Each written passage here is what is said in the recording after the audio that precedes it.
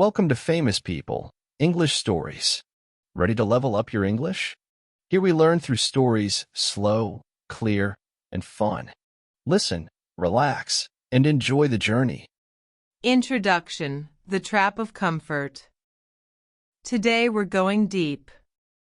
Not just into English, but into your life. The topic? How to quit your comfort zone. This is one of the most important things you'll ever learn, not just for language, but for success in anything. Because if you don't quit your comfort zone, you'll quit on yourself. Let me ask you something. Have you ever said, "I'll try later," or "I'm not ready," or "What if I make a mistake?" That's the comfort zone talking. The comfort zone is not a place. It's a mental habit. It's where everything feels easy and safe, but also slow and small. You want to speak English fluently? You want confidence? Then you have to walk out of that zone. And today, I'm going to show you how. Step by step. Let's begin. Chapter 1: The Invisible Wall. Most people don't even realize they're trapped. They feel bored, unmotivated, frustrated, but they don't know why. That's because the comfort zone is invisible. You don't see the wall until you try to step past it. Here's the interesting part: that wall is built from fear. Fear of rejection. Fear of mistakes. Fear of not being perfect. And guess what? These fears are normal. You're not weak. You're human. But let's learn a new word here: resistance. Resistance is the feeling that pulls you away from change. It whispers, "You're not ready." It says, "What if you fail?" It convinces you that staying still is safer than moving forward. But here's a truth that will change your life. You don't grow by feeling ready. You grow by moving anyway. Chapter 2: Redefine Fear, Your New Language Partner. Let's reframe fear, not as a danger, but as a signal. Fear doesn't mean stop. It means pay attention. In fact, fear is a sign that you're about to do something meaningful. You're scared to speak in English? That means your goal matters. You're nervous about joining a class? That means it's something new. Let me teach you 2 useful phrases.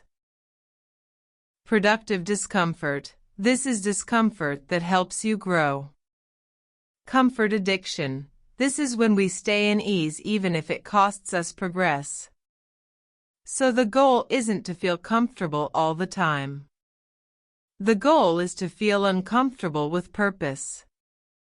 Chapter 3: Small Steps, Big Courage. Here's something most people don't understand. Quitting your comfort zone doesn't mean doing something crazy or risky. It means doing something new. Something unfamiliar. Something that stretches your brain. If speaking in full English sentences scares you, don't jump into a debate. Start by saying, "Hi, how are you?" to one person each day. Start with micro-challenges. That's your next vocabulary word. Micro means small. A micro-challenge is a tiny task that pushes you gently. Examples: record a 1-minute voice message in English. Join an English forum and write 1 comment. Ask a classmate, "What do you think about?" instead of staying silent. These small wins build your self-trust. And self-trust is the fuel of fluency. Chapter 4: Why Staying Safe is Risky. Let's look at a paradox, a statement that seems opposite but is true. The comfort zone feels safe, but it's actually the riskiest place to stay. Why? Because when you avoid discomfort, you also avoid growth. You start to doubt yourself, shrink your dreams, and slowly settle for less. And over time, that safe feeling becomes a prison.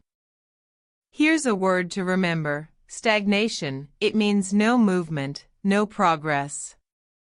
It's like water that sits too long, it goes stale. Your confidence, your creativity, even your English fluency needs motion to stay alive. Avoiding risk feels smart now, but long-term?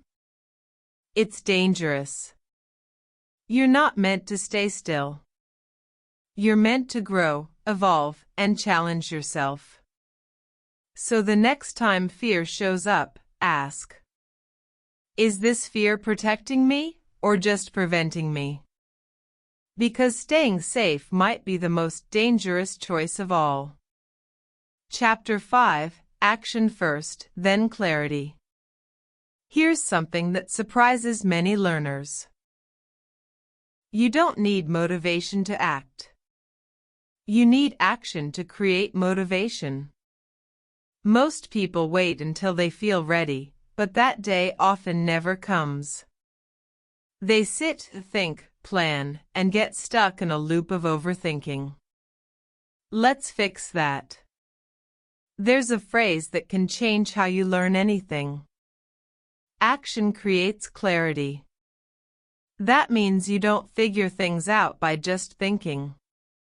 You understand by doing, by taking the first small step. Think about learning to ride a bike. You didn't wait until you understood gravity or perfect balance. You got on.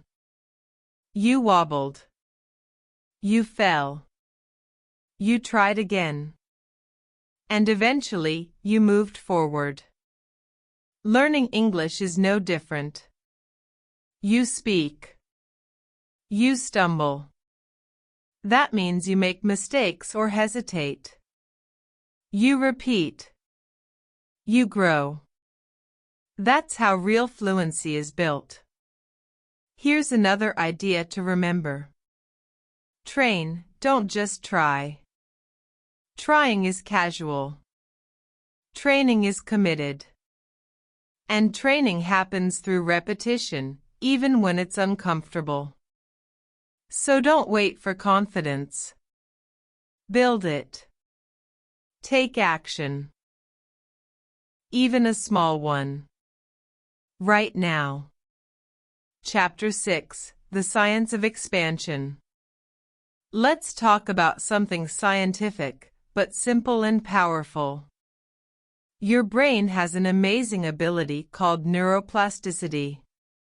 Let's break that down. Neuro means brain.